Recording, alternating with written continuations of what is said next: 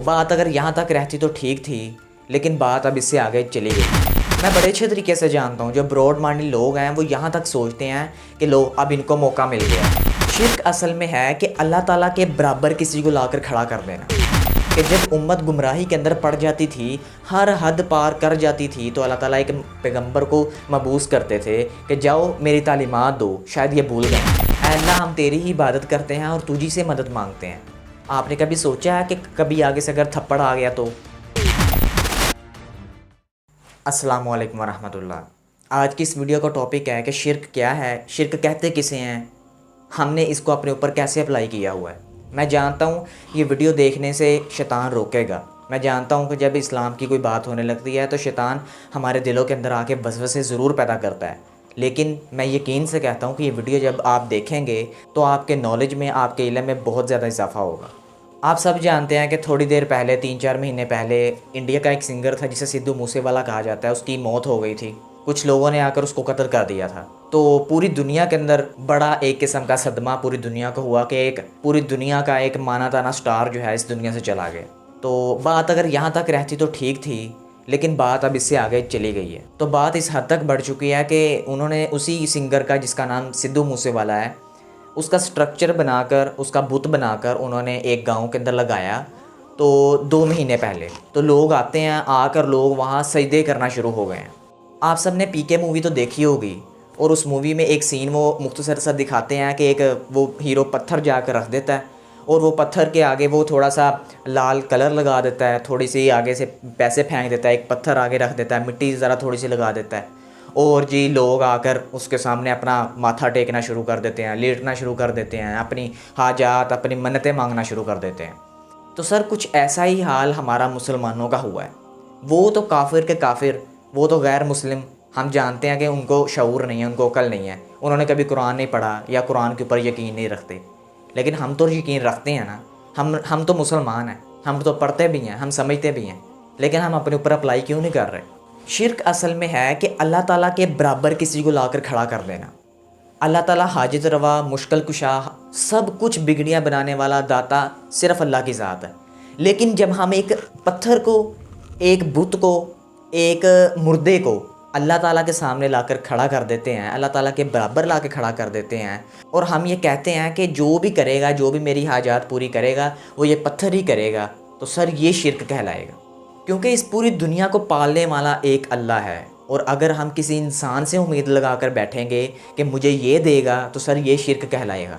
अगर हम अल्लाह ताला को नज़रअंदाज करके किसी और की बात मान लेते हैं, वो शैतान भी हो सकता है, तो हम इसको भी शिर्क ही कहेंगे कि आपने शैतान की बात मान ली लेकिन अल्लाह की बात नहीं मानी, तो ये भी शिर्क के अंदर ही आएगा। हज़रत यूसुफ़ अलैहिस्सलाम के ज़माने में भी बुतों की पूजा होती थी।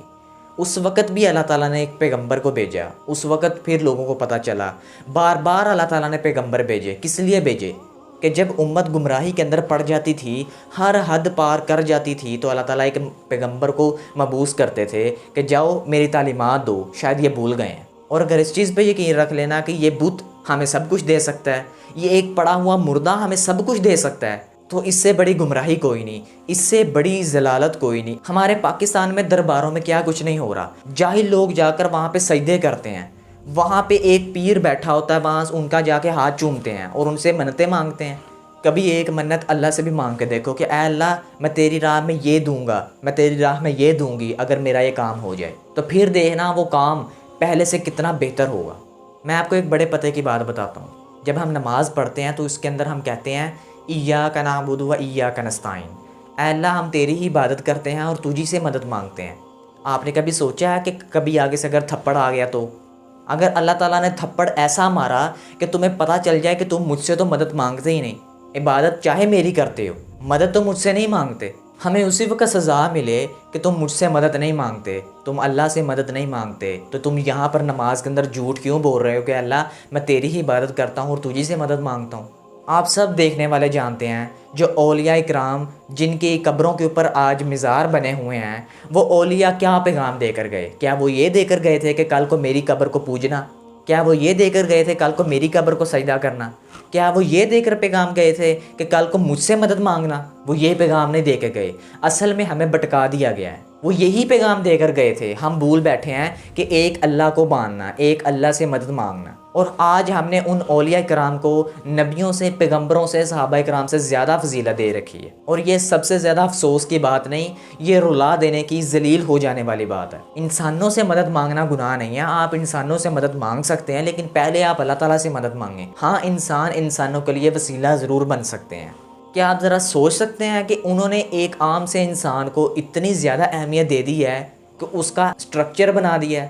میں یقین سے کہتا ہوں کہ یہ تھوڑی دن بھی نہیں گزرنے, یہ 1-2 مہینے بھی نہیں گزرنے تو اس کا مزار بن جائے گا. وہاں پہ لوگ آئیں گے, وہاں پہ آ کے منتیں مانگنا شروع کر دیں گے. اس لیے میں اپنے مین باتوں کی طرف واپس آتا ہوں کہ ہمیں بھی اس چیز کے اوپر غور کرنی چاہیے کہ کہیں ہم بھی کسی کی پوجا تو نہیں کر رہے. کیا ہم بھی کسی ایسے انسان کو تو نہیں پوج رہے کہ جس انسان نے ہمیں نہ آخرت میں فائدہ دینا, نہ دنیا میں فائدہ دینا. کہیں نہ کہیں ہم تو نہیں گمراہ, کہیں نہ کہیں ہم تو نہیں گناہوں کی دلدل میں پھنس گئے. وہ غیر مسلم ہیں, ہم مسلمان ہیں. اللہ تعالیٰ نے ہمیں فکر دی ہے. تو اگر آپ لوگ یہ سمجھیں کہ درباروں کے میں خلاف ہوں, میں درباروں کے خلاف نہیں ہوں. وہاں پہ جو کام ہوتے ہیں میں ان کے خلاف ہوں. خالص اللہ کی عبادت کریں, اللہ تعالیٰ سے ہی مدد مانگیں. میرے بگڑا وقت سنوار دو میرے خواجہ, مجھ کو نواز دو میرے. لوگوں, ایک مثال بیان کی جاتی ہے, اسے غور سے سنو کہ جن لوگوں کو تم اللہ کے سوا پکارتے ہو وہ ایک مکھی بھی نہیں بنا سکتے اگرچہ اس کے لیے سب اکٹھے ہو جائیں. اور اگر مکھی ان سے کوئی چیز چھین لے جائے تو اسے اس سے چھڑا نہیں سکتے. طالب اور مطلوب یعنی عابد اور معبود دونوں گئے گزرے ہیں. ان لوگوں نے اللہ کی قدر جیسی کرنی چاہیے تھی نہیں کی.